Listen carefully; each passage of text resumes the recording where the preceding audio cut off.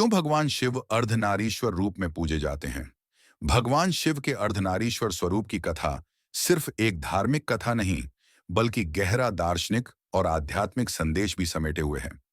यह कथा हमें यह समझाती है कि स्त्री और पुरुष दोनों मिलकर ही सृष्टि को पूर्ण बनाते हैं। आइए जानते हैं इस रहस्य से जुड़ी एक अद्भुत कथा। सृष्टि की उत्पत्ति के समय भगवान ब्रह्मा ने जीवों की रचना शुरू की। उन्होंने वनस्पतियों, जलचर, नभचर और स्थलीय प्राणियों को जन्म दिया।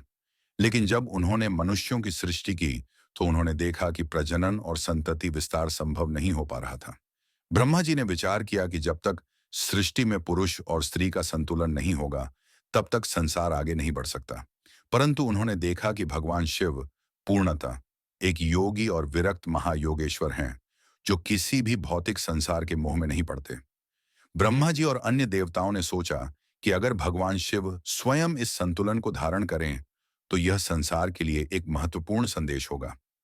ब्रह्मा जी और अन्य देवता भगवान शिव के पास पहुंचे और प्रार्थना की, हे महादेव, आप ही संपूर्ण सृष्टि के आधार हैं, लेकिन संसार को समझना होगा कि शक्ति और शिव एक दूसरे के बिना अधूरे हैं।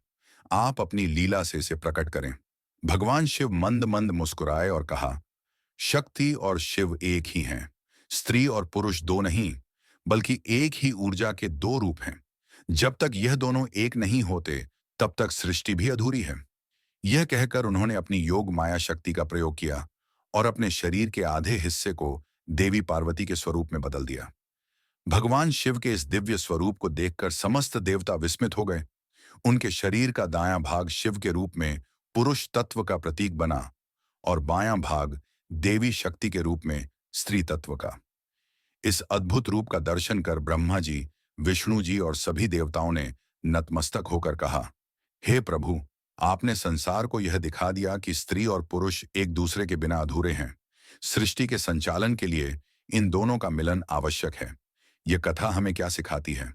समानता, स्त्री और पुरुष को बराबरी का दर्जा देना चाहिए।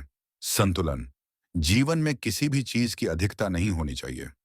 सहयोग, परिवार, समाज और दुनिया तभी सफल होगी जब दोनों शक्तियां मिलकर काम करें। इसलिए भगवान शिव को अर्धनारीश्वर रूप में पूजना केवल भक्ति नहीं, बल्कि जीवन के इस महत्वपूर्ण सत्य को अपनाना भी है। हर हर महादेव।